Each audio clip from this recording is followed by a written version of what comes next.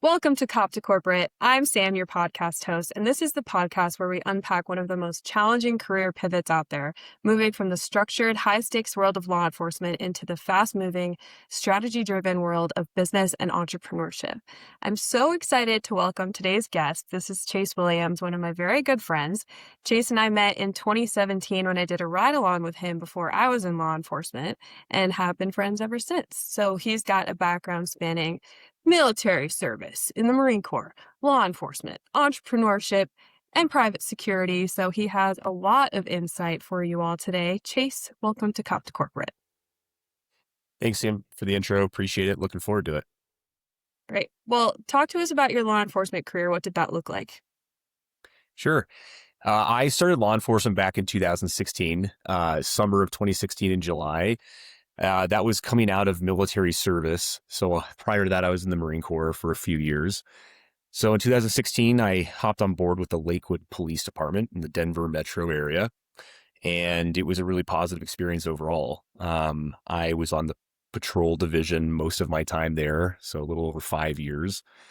And it certainly helped shape who I am now, as well as my military experience before that.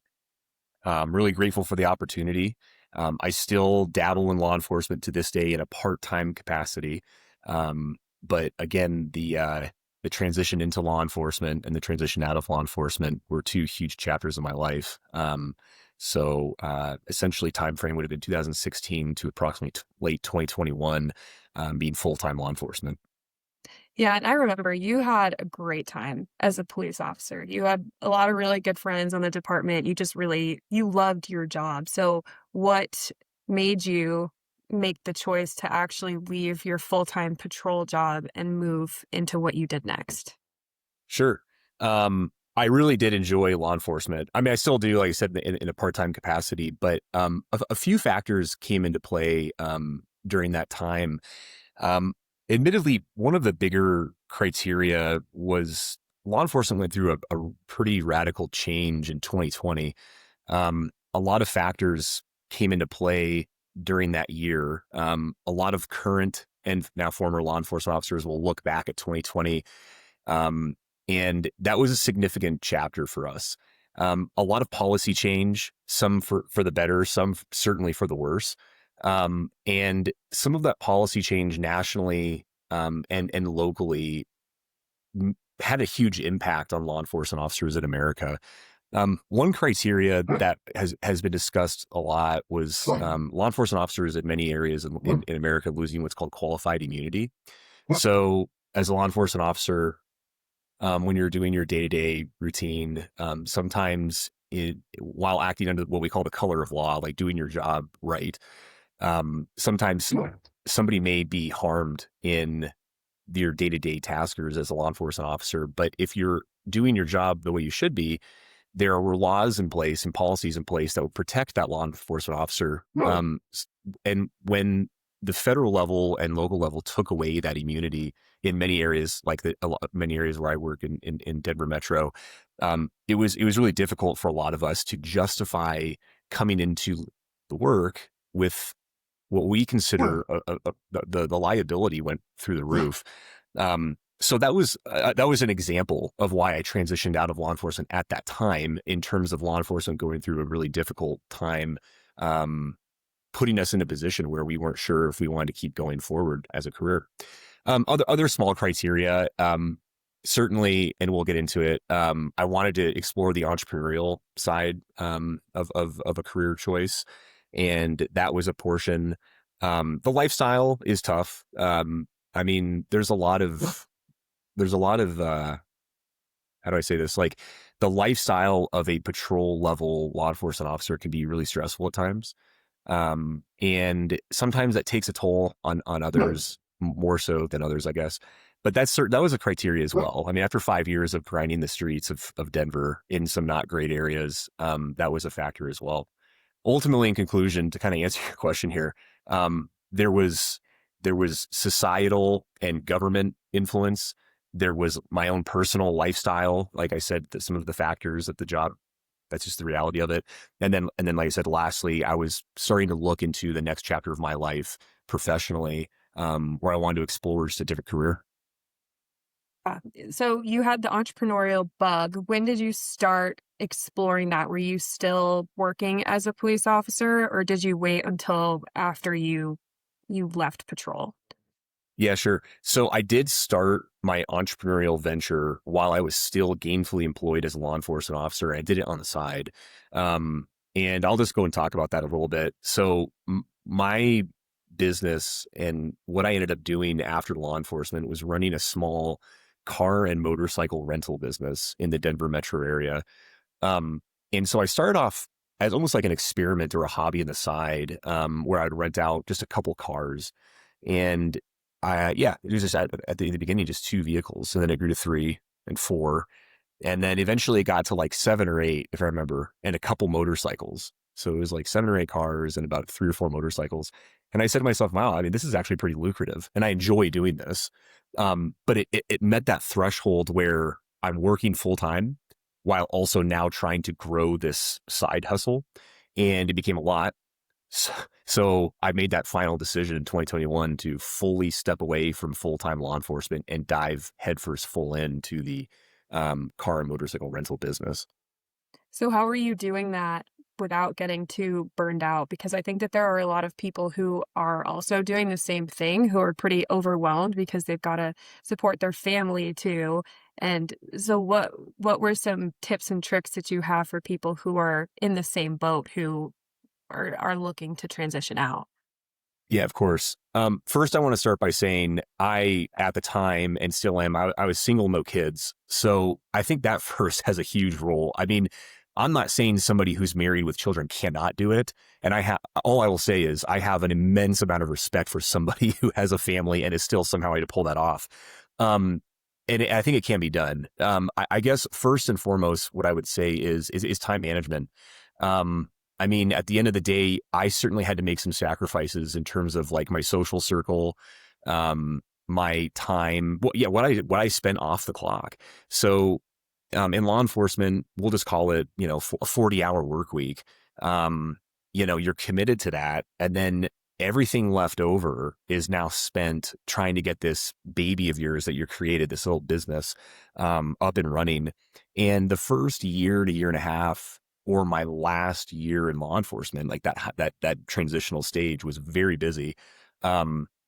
So some advice and tips and tricks, I would say, time management is huge. I mean, you really have to be a good time manager. And really you just got to want it. I mean, that's the thing. Like, a lot of people will have these dreams and these envisions of like trying to do let's say another example, like a food truck. Let's say you want to like start a food truck and get it off the ground. I mean, I would imagine if you're outfitting the truck yourself, that you're spending time putting together the actual physical truck and the vehicle, and then all the permitting, all of the tax side of things, the LLC.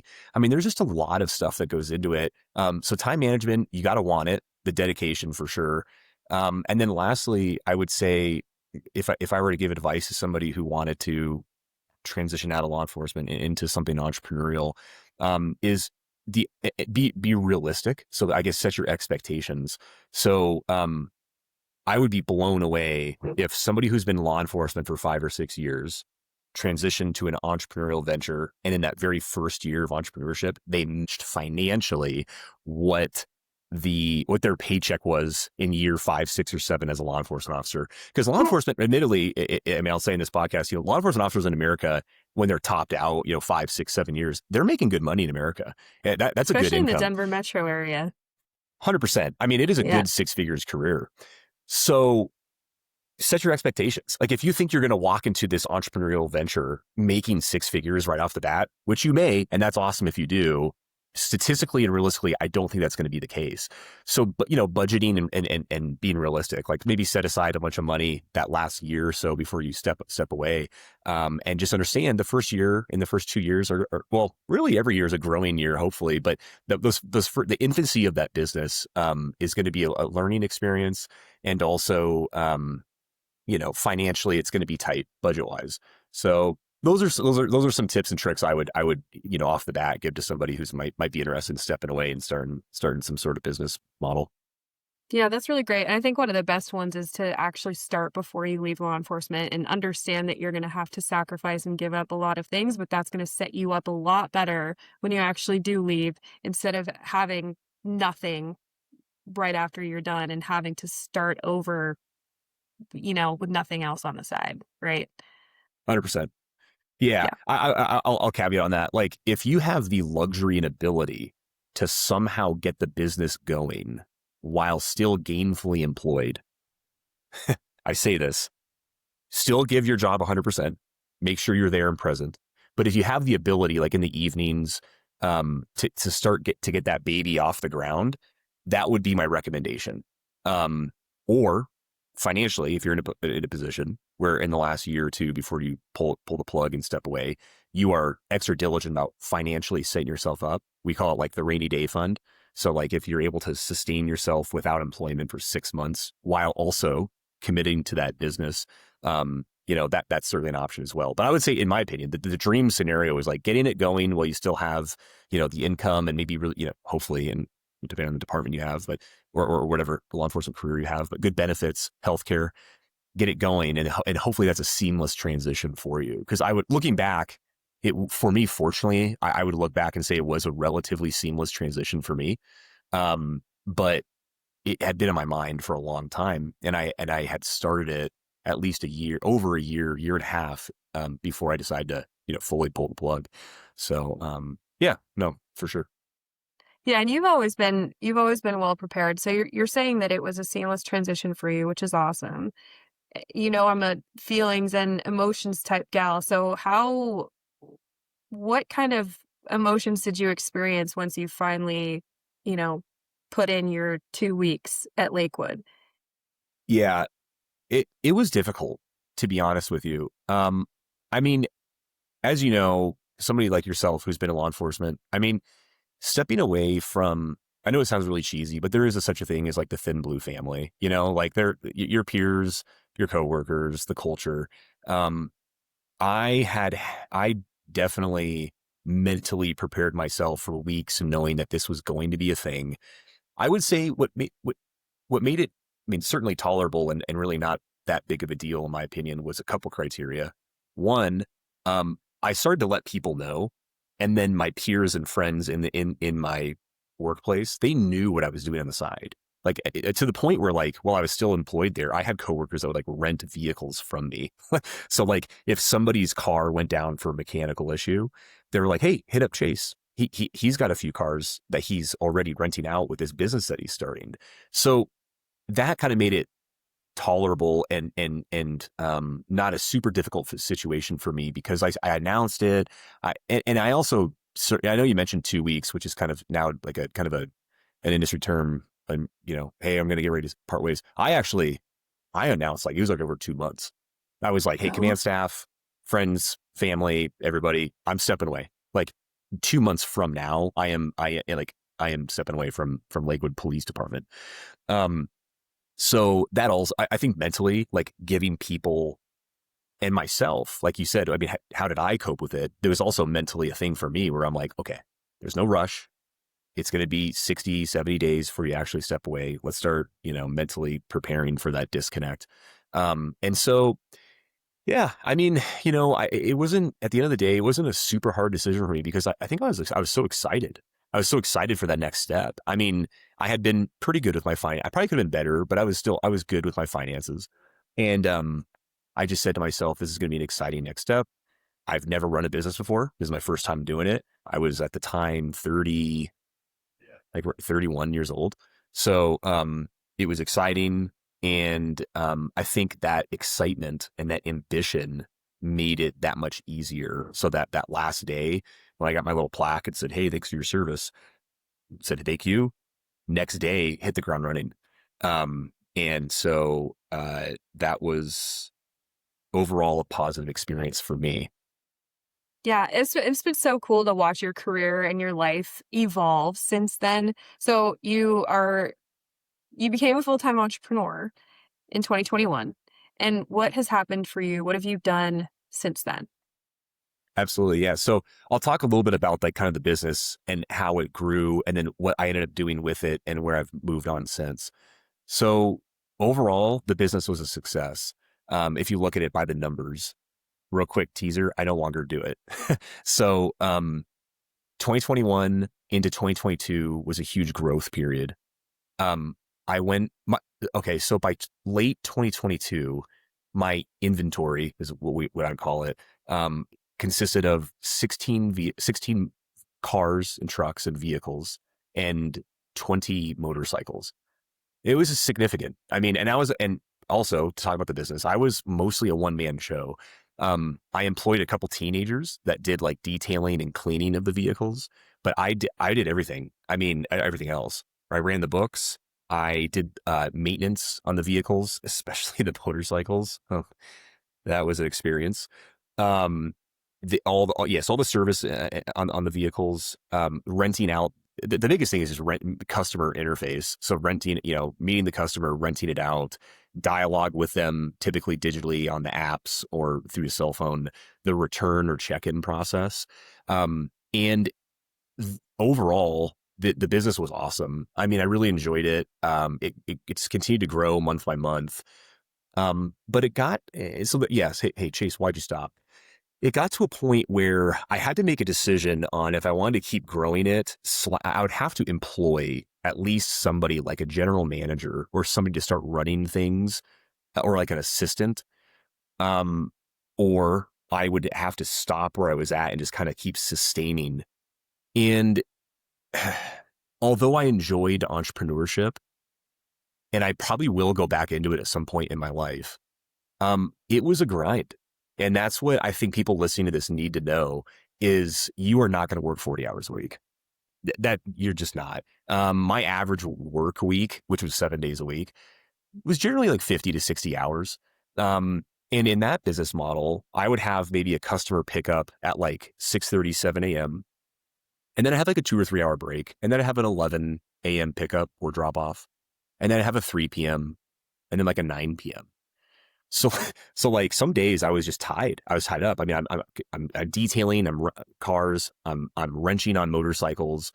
And so it was just a lot of work. And although I would like to think I'm no stranger to work and hard work, I just looked at it and said, I don't know if I'm quite ready to bring in somebody else and bring them onto some sort of payroll. Like I really liked being independent and doing it myself. But then again, the con was like, I'm grinding. Like it was almost too much. I need to take some time off. There, of course, there's no paid time off. There's no vacations. So, and if I did take a vacation, which I did, if people know me, like they know I've still traveled. I would have to like basically stop the business. And I look at that like, oh my God, I'm losing money. Like I got shut down for a week. I'd block off rentals for a week. And I'm like, I just lost, I don't know, quite a bit of money. And I certainly couldn't do it during the holidays because those are peak rental periods, so it was just like, man.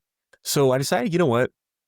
It's been a good run. I think I want to go back into the paramilitary law enforcement industry, which I'll get into, and hang it up. And fortunately for me, that was a business model where I could sell off my inventory. I could basically just shut down the LLC, no big deal. And I really wouldn't lose much money. In fact, I felt like I was kind of strategic, and some of the vehicles I purchased were special in nature. So there's a few vehicles I purchased. We rented them and drove them for thousands of miles and then sold for profit. Like it was kind of crazy. Part of that was also the auto industry at the time, 2022, 2023. Like I'm sure we all remember like used car, like a used Tacoma was selling for more than sticker price. Like it was just crazy.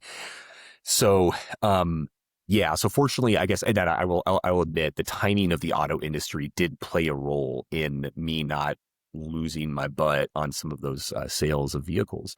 But yeah, so then to kind of fast forward, sold everything off, looked back and was really thankful for the opportunity and the experience to kind of try that out. And then I went into my next career. But yeah, that was kind of how that transitioned out of law enforcement, what that experience was like. And then realizing it's been great. I'm going to kind of put the time out on entrepreneurship and go back into a career. I guess I say like kind of working for the man again, which has its pros and cons. And that's actually where I still am today. Right. So it's great that you had the discernment to know that it wasn't for you anymore. What skills, soft and hard skills from law enforcement, would you say really helped you out as an entrepreneur? Yeah, absolutely. What I gained and learned from both the military and law enforcement, hands down, played a role in my success in being an entrepreneur. Um, okay. If I had to like summarize the top things that played a role, I think the number one thing I think without a doubt is discipline. If you're not disciplined, you're not going to make it. Like, spoiler alert. If you want to be, an entrepreneur and you are not disciplined in many aspects of your life, I promise you, you're going to fail. If you And real quick, you can learn discipline, so relax if you do feel like you might not have it. In law enforcement and military, like that's an expectation, right? So, I mean, if you're patrolling the streets or if you're in the military, whatever it is, you need to maintain some level of discipline and self-control in order to be successful. And what that looks like, I mean, there's a lot of aspects. Again, I mentioned time management. I think like respect also plays into some level of discipline, keeping your mouth shut when you need to keep your mouth shut, speaking up when you need to speak up. And so I guess like the ultimate takeaway here is kind of that self-control and thinking with a clear conscience. That discipline piece is huge. And it translates to everything, like running the books, finances, not making a reckless decision, like being disciplined in your spending. For example, I saw, a vehicle hypothetical, like you see like a vehicle for sale. You think the top trim level might be the best because it's the coolest and it's got like the ventilated seats and it's got all these like lane keeping assist and like the customers are going to love that. But you got to crunch the numbers and be like, okay, like cost of ownership to profit ratio, is that going to be the best trim level of this vehicle model? And it's not. Like, for example, it's like, no, actually, you need to get the mid trim. Like, yes, it's going to have the cloth interior and it doesn't have all the bells and whistles. But month to month, then you have to make that analysis at, running a car rental business. This is the better decision. But then inside, you're like, dang it, I kind of want that really I don't know. That cool Ford one. Tremor that you had was pretty nice. Yeah, I know. I hear you. You're right. Yeah. And just like you said, I certainly did have, you're right. I had some vehicles that were top trim and some vehicles that like, but that was all part of the business, right? Like you said, that F-150 Tremor at the time, it was a brand new trim that came out. I do miss that truck. I was like, oh yeah, they're going to love this. Like people are going to fly in. They want to hit the ski slopes with the biggest, baddest new F-150. I also had a Raptor, so relax people. But the Tremor was like a really cool trim that was successful. And that was an example though, where, I did splurge a little bit on that top trim level. But again, a lot of the vehicles though were like mid trim. And so, because it just performed well. Okay.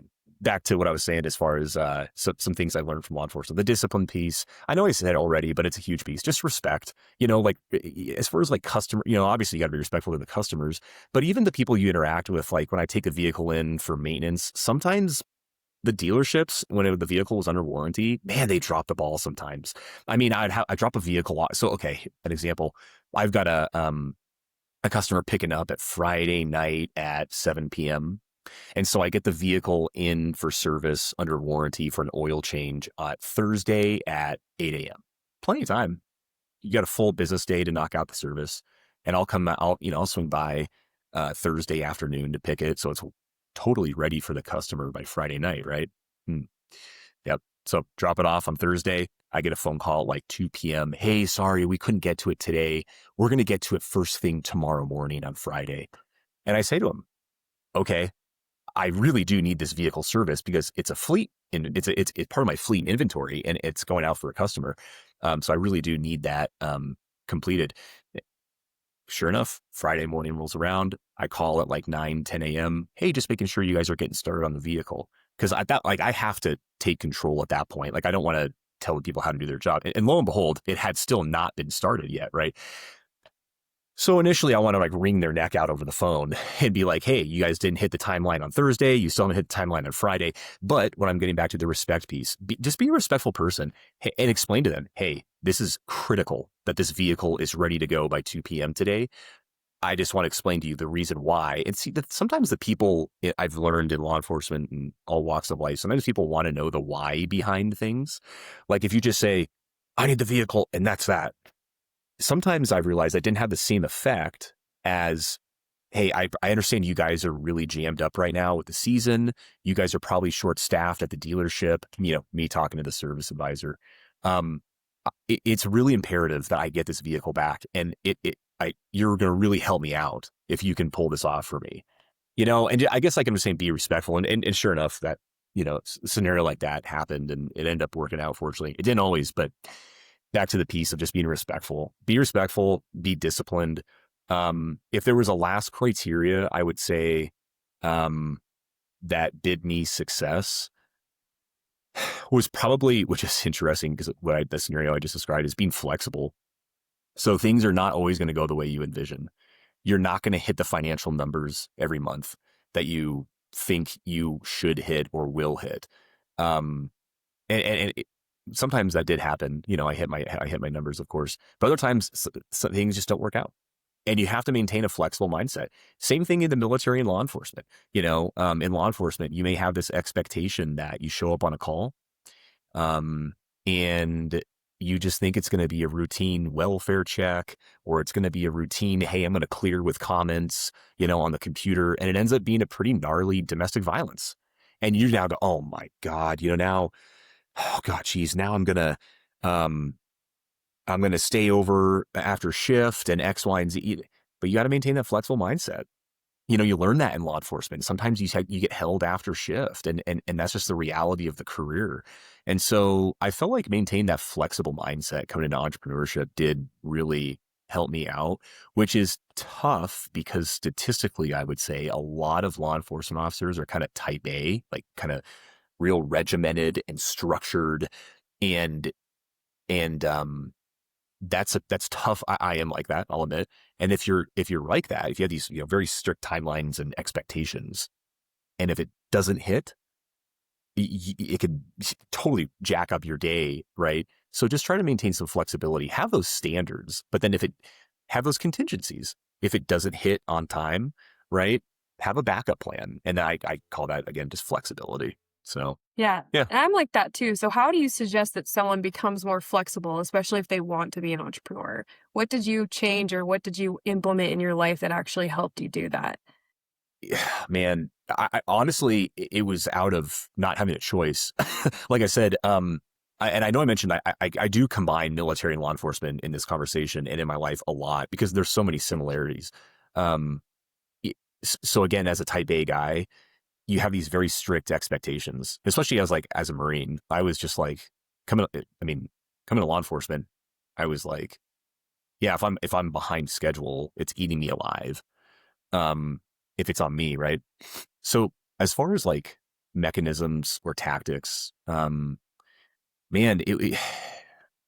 I'll be honest with you. It's like I really didn't have a choice. Like I was forced to. With that said, there were certainly times where I would have to have probably what I call self-talk. So like, or what I call like mental rehearsals.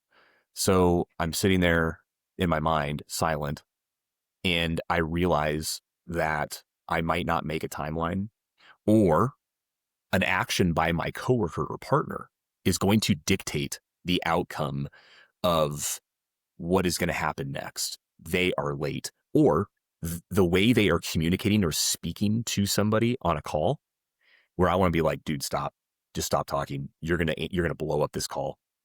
And that my coworker is what I would consider not using good verbal skills or verbal judo. I would have to go through again, like sometimes these mental rehearsals, which is back to discipline and mental talk or self talk, to be in control of myself first, and then also teach myself and explain to myself in my brain maintaining that flexible mindset. And it quite literally might look like this. Okay, now I'm good. And it's me just saying to myself in my brain, it's all good, Chase. You got this. Just maintain flexible mindset. Okay, now I'm going to start talking to them. Right. And so those coping skills or the self-talk, it may sound kind of corny when you say it out loud. But it really does work for me. Not to be confused with like me making up these voices in my head. It's just, again, trying to be realistic with yourself and having those realistic expectations and goals, if you will, of, again, maintain that flexibility piece and the other characteristics we talked about, discipline, respect, kind of these core principles, if you will, of what I consider a successful member of the military, a successful law enforcement officer, and certainly a successful entrepreneur. Um, those are criteria, these principles that you might need to remind yourself daily on. I understand some people have some different tactics. Like they may have like a journal where they like wake up in the morning and they're like, hey, today I'm going to focus on this, or I'm going to respect whatever works for you. Personally, I did not do that. Like I didn't have any like physical scripture or like a book. I just would wake up. I'm not saying only in the mornings, but like that would be an example where I'm like, okay, today's gonna be a tough day because I have 6 customers I'm trying to rent vehicles out. Some of them are gonna overlap. I'm exhausted. I'm only running like 5 hours of sleep. I'm starving. I didn't get my workout in, so, time management, the flexibility piece, and then just saying, hey, Chase, you got it. Let's rock and roll, baby. So, Let's go. yeah, I mean, yeah, I guess like at the end of the day, to answer your question, it's like, have that resiliency, be tough. And like I said, have those conversations with yourself, to just take it to the next chapter, the next step of the day. Yeah, just to really emphasize what you said, hopefully, if you're listening, hopefully as a person, you already have respect for other people, but discipline and flexibility are things that you can start right now, or that they're things that you have to continuously work on. You're not going to be perfect every day, all the time. But if you want to be successful, those are the type of things that you need to have in your toolbox, that you need to have deep within yourself to actually succeed, in 100%. any aspect of life, honestly, from Yeah. workouts to work to family life. Like those are very important. And Sam, one more thing I'll mention here as we kind of wrap up that piece is another thing I realize is if you can somehow surround yourself with other people that you might think have it going on, right? So like other entrepreneurs or other members in a law enforcement organization, it doesn't have to be like somebody of higher rank, but maybe another law enforcement officer that you recognize, like they just got it going on, man. Like, man, they're making good arrests, or they're so respectful. They're always able to de-escalate people. Like he never gets in physical altercations. He's always verbally judoing his way out of an altercation. That guy's got it locked on, And so if you can surround yourself with those people and identify them, and I'm not saying mimic them. I'm not saying be like them exactly. I'm just saying observe them and say, I like that. That's a trait that I recognize is pretty awesome. And then again, in the entrepreneurial aspect, if you're able to go to like seminars or again, go to these events where there's a lot of other business owners or entrepreneurs, just rub elbows with them. Honestly, in entrepreneurship and business ownership, truly, I do mean this or believe this. It's not what you know, it's who you know. I really do believe that. You have to have the foundation, of course, but if you start making those connections and start meeting people and if you're like maybe not so much of a outgoing person, you're more of an introvert, it's okay. Like you may have to push yourself out of that comfort level a little bit. Again, go to these every big city has these seminars or, hey, show up and, listen to so-and-so talk about their success or whatever. If you can inundate yourself in that, that's definitely going to have a role in, I feel like it does in success of running a small business or a big business. So that was the last piece I was going to say is everything you just said, I totally agree with. But just a caveat off the tail end of there is like, try to also be around people that you feel like have that going on already. Yeah, I agree with that because I consider myself an introvert a little bit in that sometimes I have a harder time going into social situations, or really it's the anticipation of social situations, because I'm like, well, what if I do something foolish, or what if I embarrass myself, or what if I don't have something to say to someone? But I am grateful and happy every single time that I do, because I generally meet someone who can help me, you know, step up or level up, or even just become a good friend. So if you are one of those people too listening, like, just go. It can be Yeah, uncomfortable for sure, but it really, you won't regret it. 100%. And the last thing I'll say on that too is like, you don't have to change who you are. So you mentioned like you're a little bit more of an introvert. I would say, try to be unbiased, I'm a little bit more of an extrovert. But real quick, just because somebody's extroverted and statistically probably more inclined to go out there and communicate with others as opposed to somebody who's an introvert, that doesn't mean that the introvert, um, one, is not able to do it, but two, is constantly struggling with that. It's again, almost like a learning point. Real quick, even as a more of an extrovert person, I mostly because I just don't really care to go talk to a bunch of random people. Like, I mean, I feel like I'm an okay communicator, but I would have to kind of force myself like an introvert.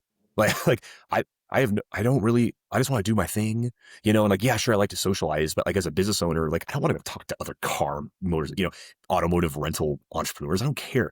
No, like try to learn things, try to put yourself out there. So again, like you said, for those who are listening, if you look at yourself in the mirror and you're like, I'm an extrovert, or I am an introvert, or I'm a hybrid of both, great. We all have to kind of push ourselves out of a comfort zone a little bit, um, if we want to have and realize some level of success in really all walks of life, honestly, in my opinion, but especially that business venture, where you're trying to level up, make some more money, make some more acquisitions, like, well, whatever it is. And so, yeah, certainly, again, regarding who you might view yourself as when you look at yourself in the mirror, um, yeah, you may have to have, again, that self-talk where it's like, all right, let's do this. Like, I'm gonna go to this seminar tonight at 7 p.m., and I'm gonna go meet 3 people. Like, I'm gonna get 3 contacts. Do it. Sounds good. Whatever works for you, you know. But I will say this, regardless of how you view yourself, the more you do it, the more people you talk to, the more exposure you get, will inevitably, I'm so convinced on this, 100%, it will make you not only a better person, but more successful in your career, whatever that career is. So, not saying you have to be super social, just be willing to go pick up on traits of people that you recognize have it going on. Yeah, every time you put yourself into what you consider an uncomfortable situation, you build more resiliency, you build more confidence. And talking to yourself in the mirror, I do it. It's literally just stare yourself in the eyes and say, you can do it. I like, Yeah. you're going to be proud of yourself after this. And it really, as silly as it might sound to people, it actually does work. Yeah. 100%. I really do Yeah. agree. Okay, so you decided to sell your business and you wanted to get back into the paramilitary world. Obviously, you very likely missed the camaraderie, you missed the discipline, you missed the structure, all of that. So, how did you get back into it after leaving entrepreneurship?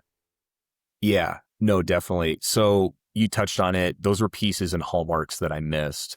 And getting back into the paramilitary law enforcement realm, what that looked like for me. So the industry that I went into and that I still work in, private security contracting or consulting, there's different terms for it. Um, that is an industry that I've always been interested in. Um, and ever since I left the military, that was initially an industry that I was exploring, and then I said, no, let's go into local law enforcement. Like, I'm tired of moving around and I kind of want to put my roots down. And so I'm not nomadic by nature. I do like to have my roots set. But when it comes to security contracting, um, I do it primarily overseas. So in areas that, one, you would not want to vacation to, more than likely, but also what the general public might regard as like hostile areas or areas that are not so safe. there's an industry for that where companies and government agencies pay people like myself to go into those areas and provide some level of security or some level of protection or whatever. There's different realms of this industry. But yeah, it's a whole industry, and it typically looks like a 1099, like you're not a W-2 employee. It's an independent contractor industry typically. And the pay really varies. And typically, as you gain more experience, you're more eligible for higher paying contracts, just like a lot of other industries and contractor industries. But I had always been fascinated with going overseas and seeing these areas that you would not normally want to go. And again, kind of getting back to that camaraderie and that brotherhood, because in the industry, you don't have to be necessarily former military, but pretty much everybody is. Like if you're not a military veteran in a combat arms MLS or combat arms job, you're gonna have a very difficult time getting hired on. That's just the reality of it. Now we're seeing a shift where in the industry, a lot of people who work as law enforcement officers only with no military background, they are also eligible in certain instances. So again, I'm getting back to working with people that are kind of my speed, the go-getters, the type A guys. And I say guys, it's statistically men. I mean, like there's a couple women that I've come across, but it's almost all predominantly men. And I kind of miss that, and I wanted to get back into it. And so I'm coming up on 2 years of doing that now. I really enjoy it. I'm home now. I'm getting ready to head back out, likely to some areas in the Middle East again that are not that great of areas. Yeah, I really enjoy it. And I'll say this on the conversation. So it's like, I'm going back to kind of working for the man, if you will. I don't have necessarily like a direct boss and then his boss. Like it's kind of like show up and do your job. And if you don't do your job, you're going to get cut. You're going to get fired. So I like that. It's like show up, do the job. There's certainly no people that like slime through in other industries where it's like, they exist. And just because of they're part of this organization where it's really hard to fire them. So they just keep existing. None of that in this industry. If you're not a go-getter and you're not doing your job, you're going to get cut. And I like that. It's kind of like cutthroat, like you show up, do the job, have high expectations for yourself and for your peers. And especially when there's like some life and death scenarios on the line. Yeah, I just, it's a very high, well, it's not always fast paced, but it can be like very fast paced at times, and really enjoy it. And I'm still doing that now. And that transition was, for me, at least for now, a positive experience. There's something about proving to yourself that you can do hard things that feels really good, especially in a type of environment like what you do. Yeah, absolutely. I mean, yeah, I'm just thinking back to like some of the recent experiences I've had in the last, year and a half or so. And there is some level of satisfaction knowing that you got it. Like, so, okay. So like, do you, when you look at yourself in the mirror, like, hey, Chase, like in the mirror, do I have it today? It's like, okay, yeah. So that piece got it. Okay. That's the checkbox. But now how else do I get like my satisfaction? Like knowing I'm getting some level of accomplishment or leveling up, like am I working towards something? And fortunately for me, typically in this industry, at least, like the mission set usually is a noble cause. So like this last one was a humanitarian effort in an area south of Israel. And we were bringing aid into that area that is very contested right now. And there's a lot of issues going on in that area of the world. And so it felt good knowing that there was a difference being made and that I had a role. I personally had a direct role in helping others with medicine, food, water. And so although that particular contract has ended and there's some other ones coming up here soon, you know, the, I guess at the end of the day, where I'm getting at here is like, what makes you tick every day? Like what makes you get out of bed and want to go get it and do the right thing. And knowing that your moral compass is aligned, and hopefully it's doing something that is good and ideally helping others, or definitely, improving yourself, right? As opposed to working in an industry that is taking from you and drawing from you, or you're unfortunately maybe taking away from others. So that's part of that transition, was like me finding an industry or finding a job where I'd wake up and feel good about it. And right now I have that. How much longer, I don't know. I don't know what the future holds, but for now I do enjoy doing what I do. And where I'm at right now, looking back at my previous experiences of law enforcement and military, there are all those foundations, right? Like I call it leveling up, level up, level up, like keep making yourself a better version of your previous self. And man, trying to be unbiased, I feel like I'm doing an okay job, but I mean, you know what? That's really up to you to decide. And I feel like if you're able to get some insight from others, like a good, reputable peer or friend or family, it's like, hey, like, are things going okay? What's your opinion on this? Like that, I think that's definitely helpful as well. So yeah, like I said, at the end of the day, not to rant here, but just whatever makes you happy, and as long as you feel good doing it. No, I don't think that's a rant. I think that's just really good advice. And Chase, I really appreciate you coming on here because you were able to provide both sides of the coin for people who want to leave or are leaving law enforcement, because you talked about and you've experienced the unsteady, unpredictable world of entrepreneurship, but also how rewarding it can be. And then also if people want to, you know, end their local law enforcement career and go into some type of security role, that type of steadiness and stability is okay and good as well, and you can be successful there too. So I really Yeah. appreciate all the insight that you've given everyone. And do you have any parting advice for someone who is in their last few months, who's like, I'm done with law enforcement, what do I do next? Yeah. I'm actually glad you asked that question real quick. So, not to, yeah, just my quick takeaway.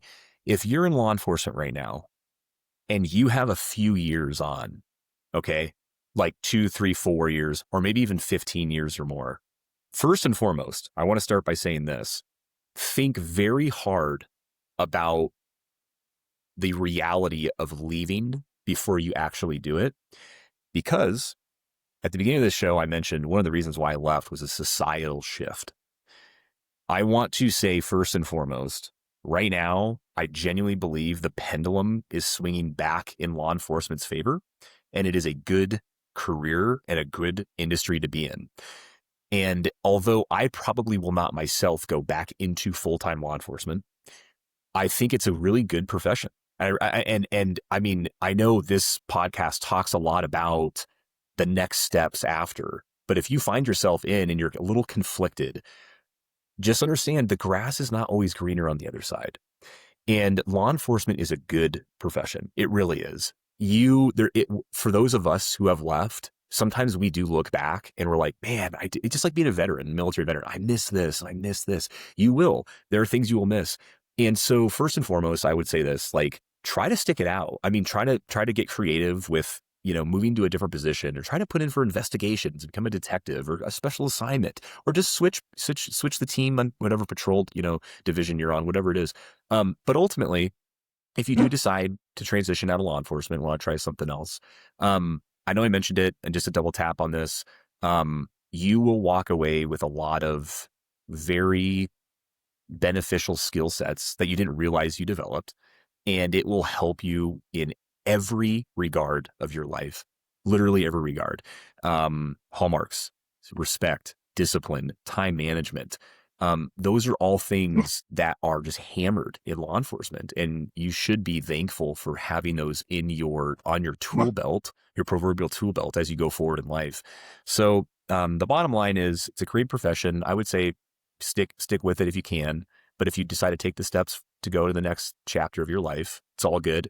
You'll walk away with a lot.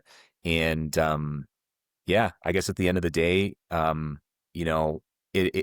kind of I know it sounds cheesy, but the kind of thin blue family, it is a thing.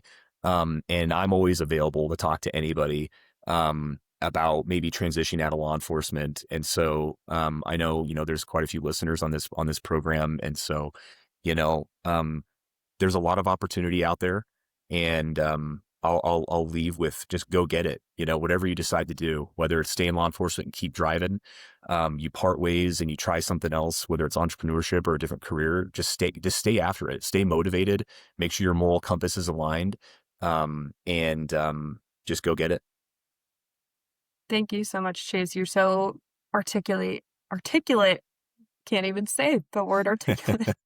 And I really appreciate you sharing your story with us.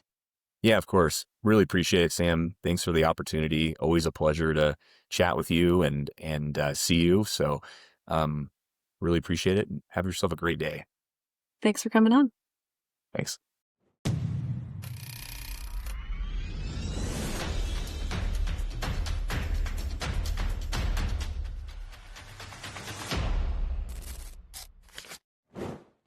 This video was recorded and produced by Just Talk Studios, the premier video podcasting studio in Bellevue, Washington. Visit justtalkstudios.com to learn more and book your session today.